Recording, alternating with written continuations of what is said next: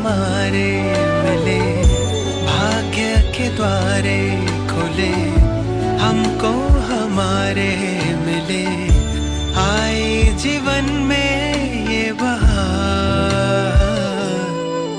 तुमसे ओ बाबा। जुड़ गई है मन की तार तुमसे, शक्तियाँ मिल रही अपार तुमसे।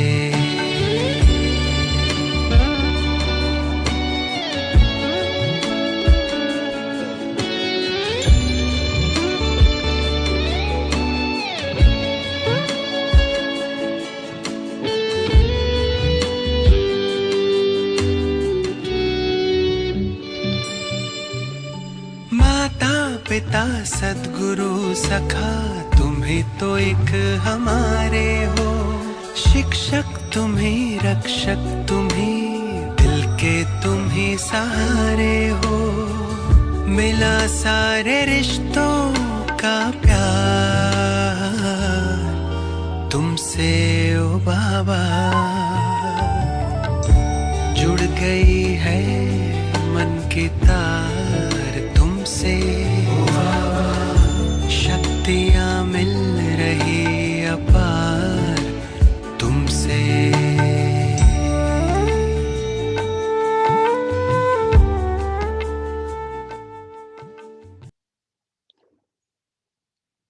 ओम शांति।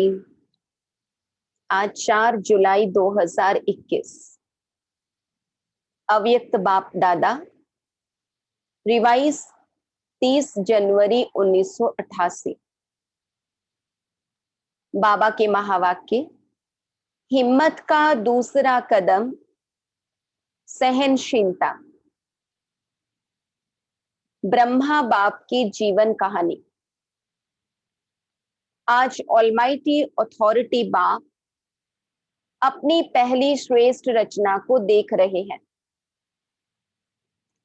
पहली रचना ब्राह्मणों की रचना है। उसकी पहली रचना में भी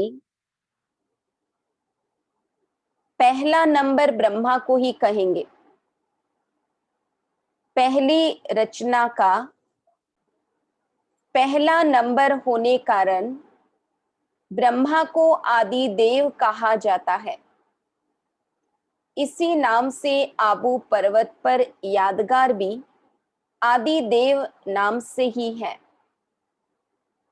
आदि देव अर्थात आदि रचता भी कहा जाता, और साथ साथ आदि देव अर्थात नई सृष्टि के आदि का पहला नंबर देव है।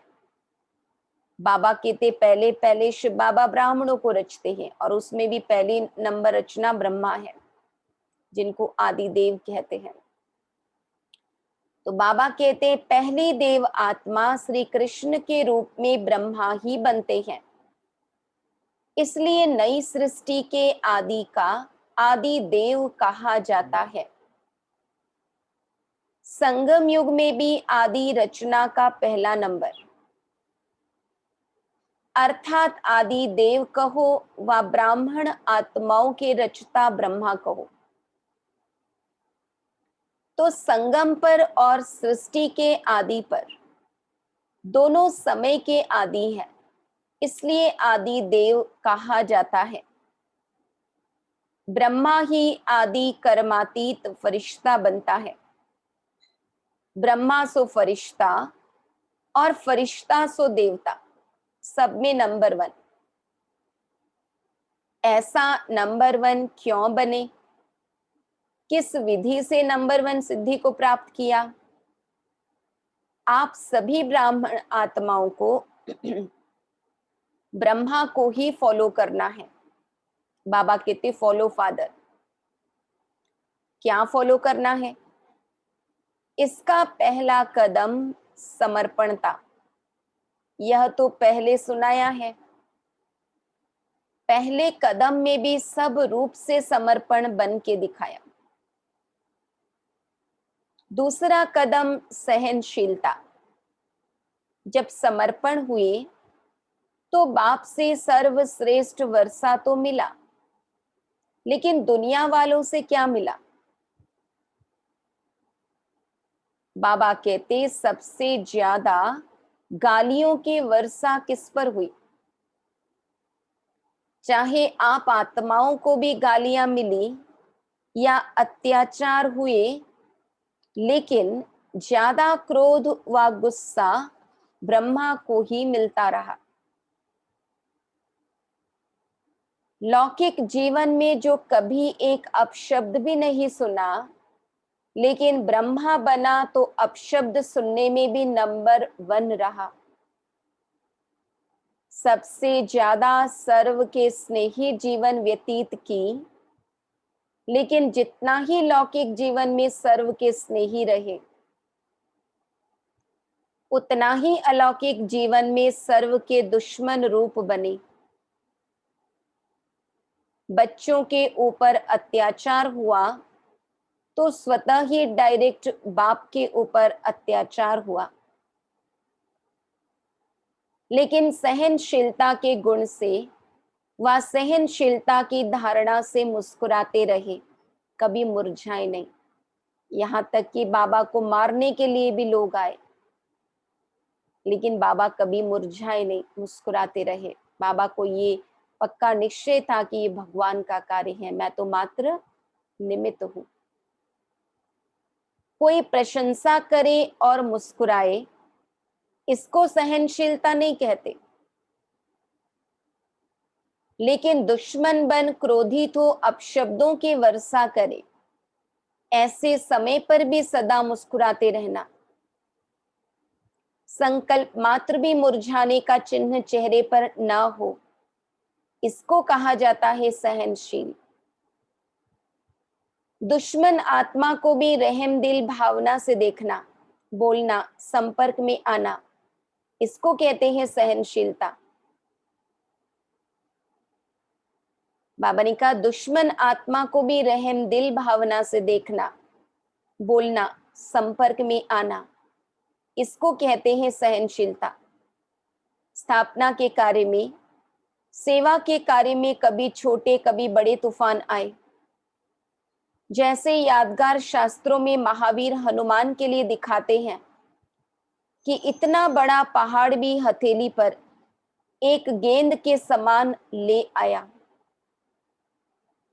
ऐसे कितनी भी बड़ी पहाड़ समान समस्या हो, तूफान हो, विघ्न हो, लेकिन पहाड़ अर्थात बड़ी बात को छोटा सा खिलौना बनाए, खेल की रीति से सदा पार किया।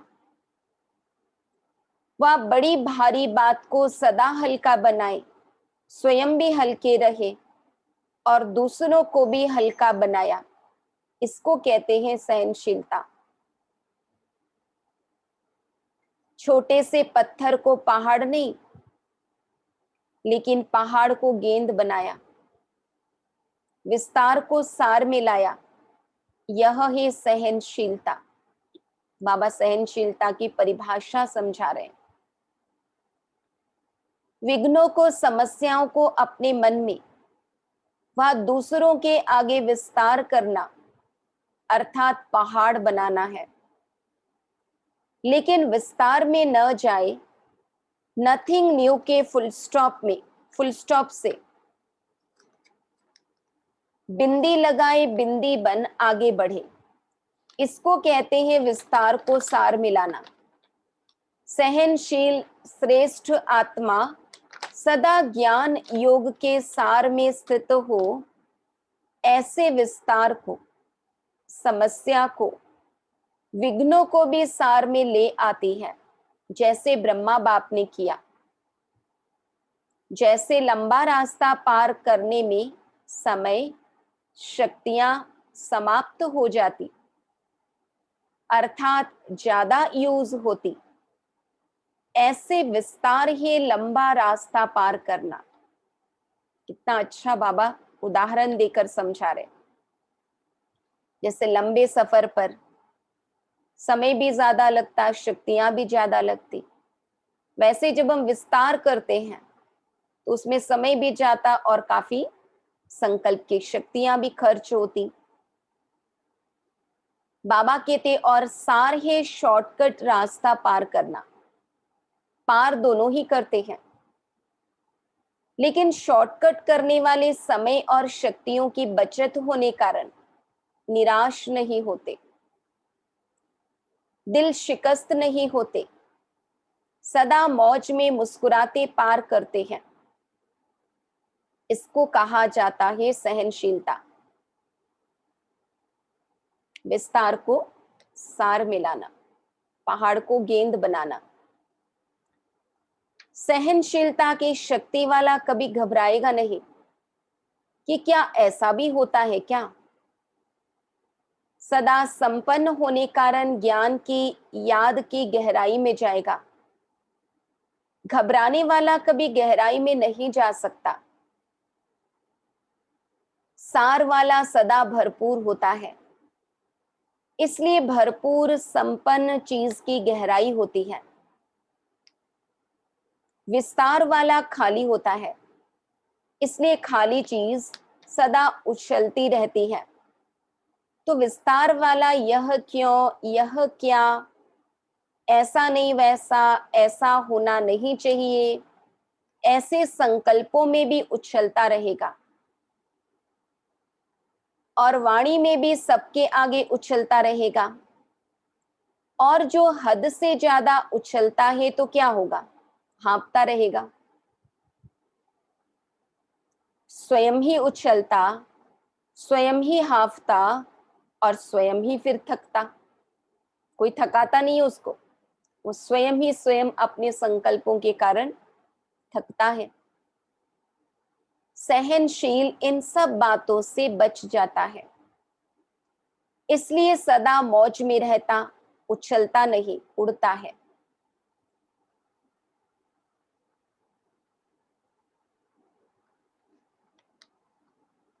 दूसरा कदम सहनशीलता। यह ब्रह्मा बाप ने चल करके दिखाया। सदा अटल अटल सहज स्वरूप में मौज से रहे, मेहनत से नहीं। इसका अनुभव 14 वर्ष तपस्या करने वाले बच्चों ने किया, दादी दीदियों ने, जो 14 वर्ष बाबा के अंग संग रहे। 14 वर्ष महसूस हुए या कुछ घड़ियां लगी, मौज से रहे या मेहनत लगी। वैसे स्थूल मेहनत का पेपर भी खूब लिया, कहाँ नाज से पलने वाले और कहाँ गोबर के गोले भी बनवाए, मैकेनिक भी बनाया, चप्पल भी सिलवाई, मोची भी बनाया ना, माली भी बनाया।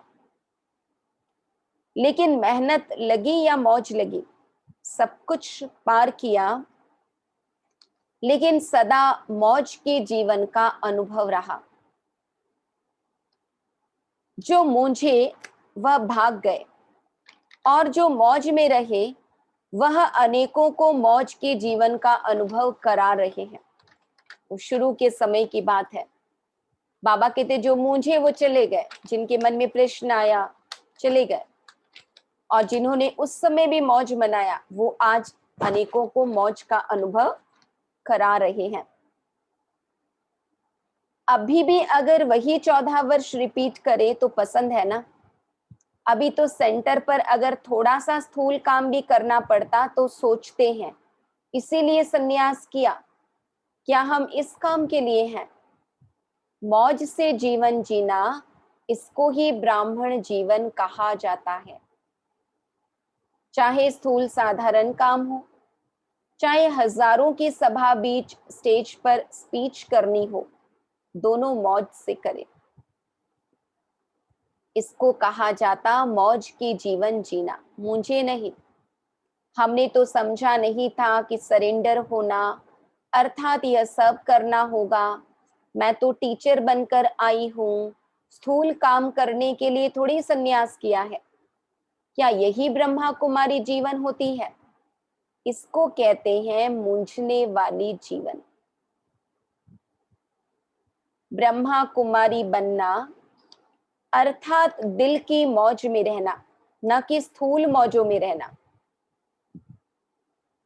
दिल की मौज से किसी भी परिस्थिति में, किसी भी कार्य में मूंझने को मौज में बदल देंगे। और दिल के मूंझने वाले श्रेष्ठ साधन होते भी, स्पष्ट बात होते भी, सदा स्वयं मूंझे हुए होने के कारण स्पष्ट बात को भी मुंझा देगा। अच्छे साधन होते हुए भी साधनों से मौज नहीं ले सकेंगे। यह कैसे होगा, ऐसा नहीं ऐसा होगा, इसमें खुद भी मूंझेगा, दूसरे को भी मुंझा देगा। जैसे कहते हैं ना, सूत मूंझ जाता है तो मुश्किल ही सुधरता है। अच्छी बात में भी मूंझेगा तो घबराने वाली बात में भी मूंझेगा, क्योंकि वृत्ति मुंझी हुई है। मन मुंझा हुआ है तो स्वतः ही वृत्ति का प्रभाव दृष्टि पर, और दृष्टि के कारण सृष्टि भी मुंझी हुई दिखाई देगी। कैसा संसार है, ऐसा थोड़ी होना चाहिए, माना हर चीज में कोई ना कोई कंप्लेन होगी। तो बाबा कहते हैं ब्रह्मा कुमारी जीवन अर्थात ब्रह्मा बाप समान मौज के जीवन, लेकिन इसका आधार है सहनशीलता। तो सहनशीलता की इतनी विशेषता है, इसी विशेषता के कारण ब्रह्मा बाप सदा अटल अचल रहे। दो प्रकार के सहनशीलता के पेपर सुनाए।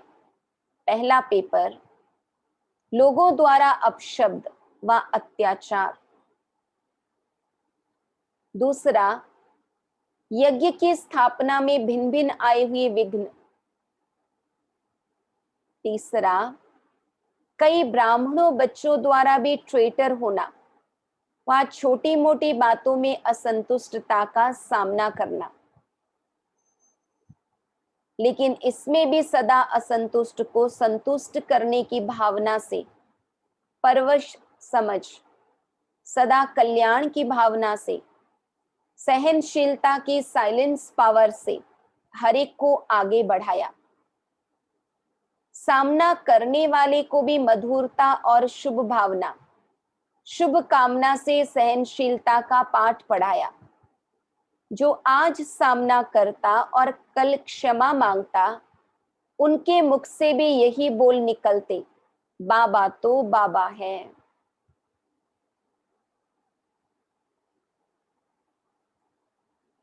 इसको कहा जाता है सहनशीलता द्वारा फेल को भी पास बनाए, विघ्न को पास करना।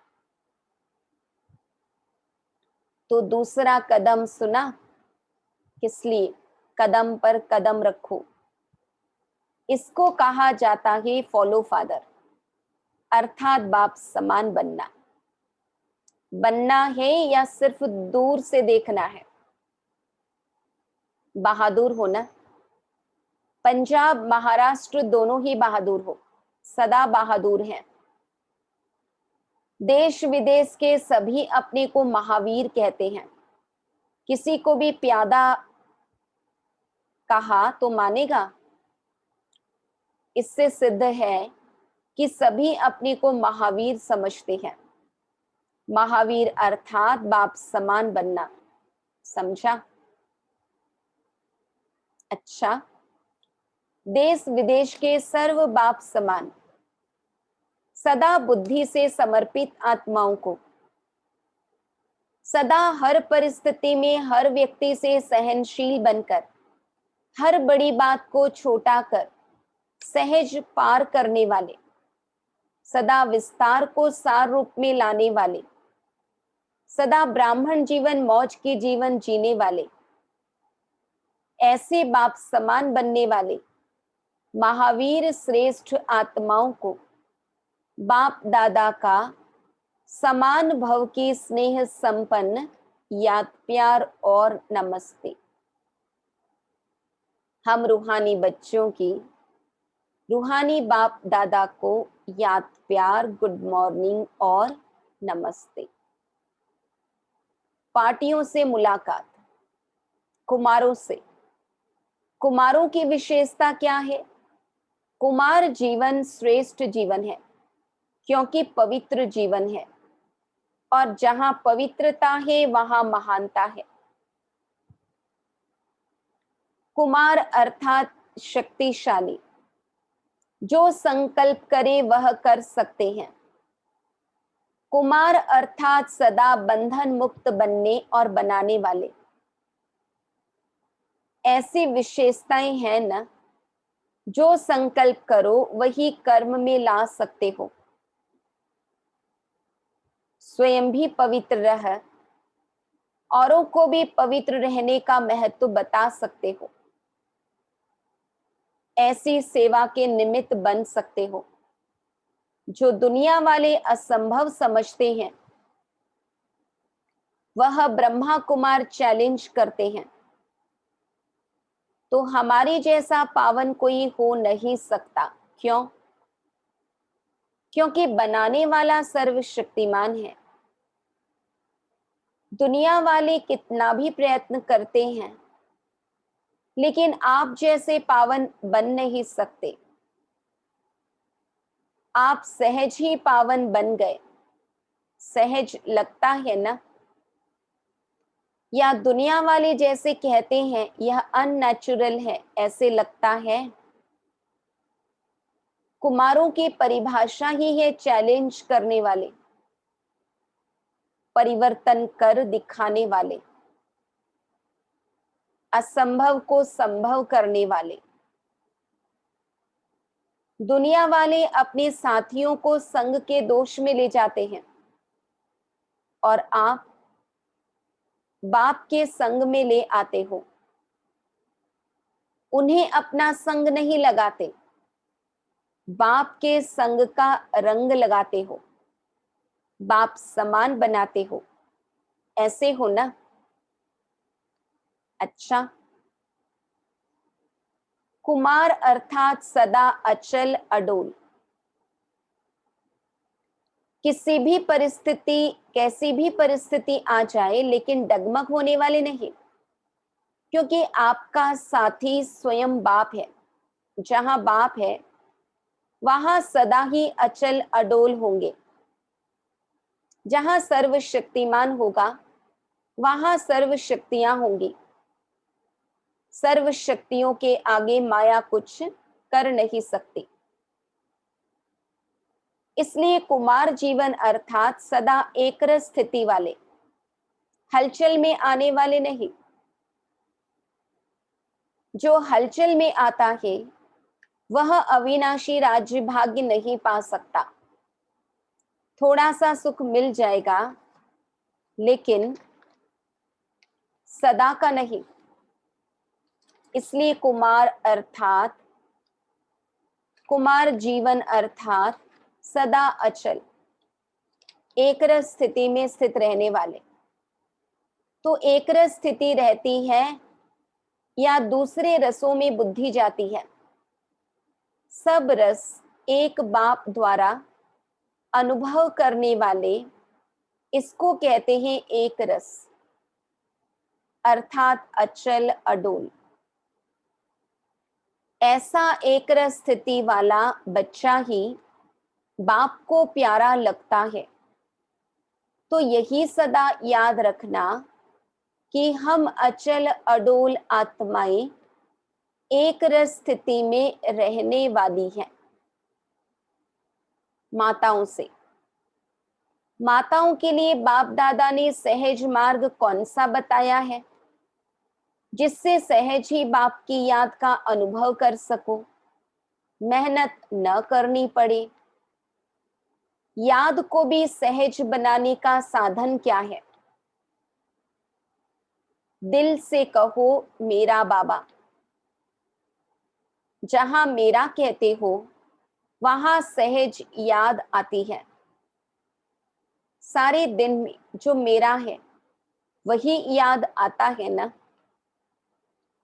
कोई भी मेरा हो, चाहे व्यक्ति चाहे वस्तु, जहां मेरापन होगा वही याद आएगा। ऐसे यदि बाप को मेरा कहते हो मेरा समझते हो तो बाप ही याद आएगा। तो बाबा ने कहा ऐसे यदि बाप को मेरा कहते हो, मेरा समझते हो, तो बाप ही याद आएगा। तो बाप को याद करने का सहज तरीका है दिल से कहो मेरा बाबा। सिर्फ मुख से मेरा मेरा नहीं करना, अधिकार से कहना। यही सहज पुरुषार्थ कर आगे बढ़ते चलो। सदा ही इस विधि से सहज योगी बनो। मेरा कहो और बाप के खजानों के मालिक बनो। माताएं सदा अपने को पद्मा पदम भाग्यवान समझती हो। घर बैठे बाप मिला तो कितना बड़ा भाग्य है। दुनिया वाले बाप को ढूंढने के लिए निकलते हैं और आपको घर बैठे मिल गया, तो इतना बड़ा भाग्य प्राप्त होगा, ऐसे कभी संकल्प में भी सोचा था? यह जो गायन है घर बैठे भगवान मिला, यह किसके लिए है? आपके लिए है ना। तो इसी श्रेष्ठ भाग्य को स्मृति में रख आगे बढ़ते चलो। वाह मेरा श्रेष्ठ भाग्य, यह खुशी के गीत गाते रहो। खुशी के झूले में झूलते रहो, खुशी में नाचो गाओ। शक्तियों को सदा कौन सी खुशी रहती है? सदा बाप के साथ कंबाइंड हो। शिव शक्ति का अर्थ ही है कंबाइंड। बाप और आप दोनों को मिलाकर कहते हैं शिव शक्ति। तो जो कंबाइंड है उसे कोई अलग नहीं कर सकता। ऐसी खुशी रहती है। निर्बल आत्मा को बाप ने शक्ति बना दिया है ना। दुनिया में माताओं को अबला कहा और बाबा ने उन्हीं माताओं को शक्ति रूप बना दिया। तो यही सदा याद रखो कि हम कंबाइंड रहने के अधिकारी बन गए। पहले ढूंढने वाले थे और अभी साथ रहने वाले हैं। यह नशा सदा रहे। कितना भी माया कोशिश करे, लेकिन शिव शक्ति के आगे माया कुछ नहीं कर सकती। अलग रहते हो तो माया आती है, कंबाइंड रहो तो माया आ नहीं सकती। तो यही वरदान सदा याद रखना कि हम कंबाइंड रहने वाली शिव शक्तियां विजयी हैं। अच्छा,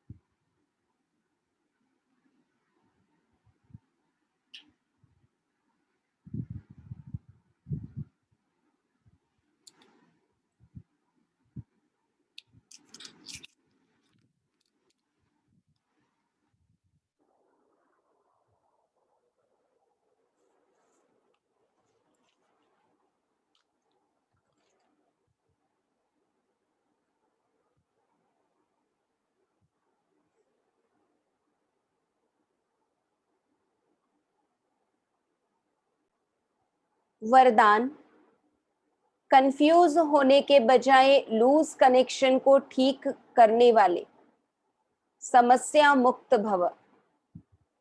सभी समस्याओं का मूल कारण कनेक्शन लूज होना है। सिर्फ कनेक्शन को ठीक कर दो तो सर्व शक्तियां आपके आगे घूमेंगी।